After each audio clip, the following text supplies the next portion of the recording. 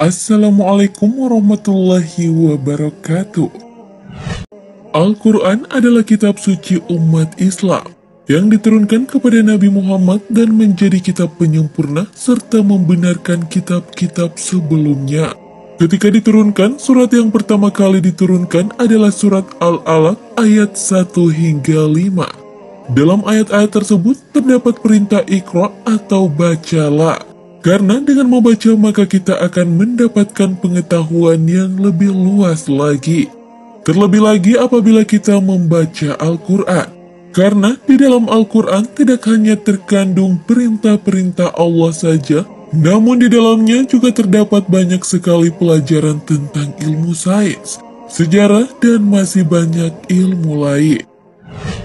Selain itu, dengan membaca Al-Quran, kita juga akan mendapatkan pahala darinya. Dan kelak di hari pembalasan, Al-Quran akan datang kepada orang-orang yang senang membacanya dan memberikan syafaat kepada pembacanya. Selain mendapatkan banyak pahala dengan membaca Al-Quran, ternyata membaca Al-Quran juga dapat menimbulkan dampak positif bagi kesehatan. Bahkan sudah banyak penelitian-penelitian modern yang mengungkapkan hal ini. Seperti berdasarkan hasil penelitian yang dipaparkan dalam Konferensi Kedokteran Islam Amerika Utara pada tahun 1985, yakni ditemukan fakta mengejutkan bahwa membaca Al-Quran ternyata dapat mendatangkan ketenagaan jiwa hingga 98%. Penelitian tersebut tidak dilakukan dengan sembarangan, karena dalam penelitian tersebut melibatkan alat-alat berteknologi canggih yang dapat mendeteksi respon tubuh seperti depresi, sedih, dan sebagainya. Hasil penelitian tersebut mengungkapkan bahwa orang yang membaca Al-Quran akan mengalami respon emosi yang semakin membaik. Respon emosi seperti depresi dan sedih akan menurun dan berubah menjadi tenang. Selain itu, penelitian lain juga dilakukan oleh Dr. Nurhayati asal Malaysia. Pada tahun 1997, ia melakukan penelitian terhadap bayi yang baru berusia kurang lebih 48 jam. Penelitian tersebut dilakukan dengan cara bayi tersebut diperdengarkan ayat-ayat Al-Quran. Dan ternyata hasilnya mereka memberi respon tersenyum dan menjadi lebih tenang. Bahkan pertumbuhan janin dalam rahim pun dapat berlangsung secara optimal jika diperdengarkan bacaan Al-Quran. Hal ini jauh lebih baik ketimbang saat bayi diperdengarkan musik-musik klasik. Kebanyakan orang tua modern percaya bahwa dengan memperdengarkan musik-musik klasik seperti efek Mozart dan lainnya kepada bayi dipercaya mampu meningkatkan IQ bayi. Namun efek dari Al-Quran ternyata jauh lebih baik. Bahkan penelitian lainnya di Mesir menyatakan bahwa orang yang membaca Al-Quran ternyata potensi otaknya meningkat drastis akibat dilepaskannya hormon bahagia yang dikenal dengan istilah endorfin atau endogenous morphine.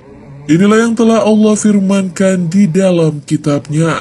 Dialah yang telah menurunkan ketenangan ke dalam hati orang-orang mukmin, supaya keimanan mereka bertambah di samping keimanan mereka yang telah ada.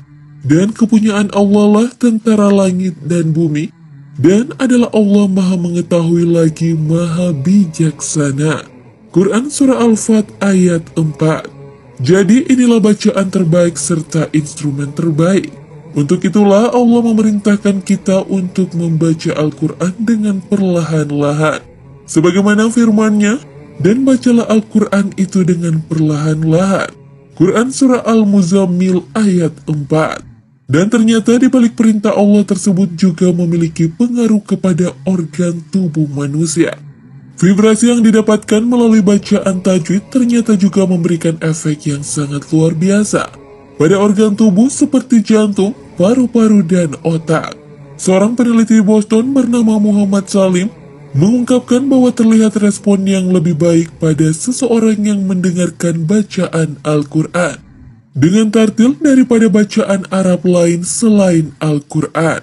Sementara itu, Dr. Al-Fadi, seorang ilmuwan Florida, Amerika Serikat, melakukan penelitian yang hasilnya sungguh mencengangkan. Dalam penelitian tersebut diketahui bahwa Al-Quran ternyata memberikan efek perubahan fisiologis yang sangat jelas ketika diperdengarkan kepada muslim. Dengan demikian, jelas bahwa Al-Quran merupakan sebuah mujizat yang Allah berikan kepada Nabi Muhammad SAW,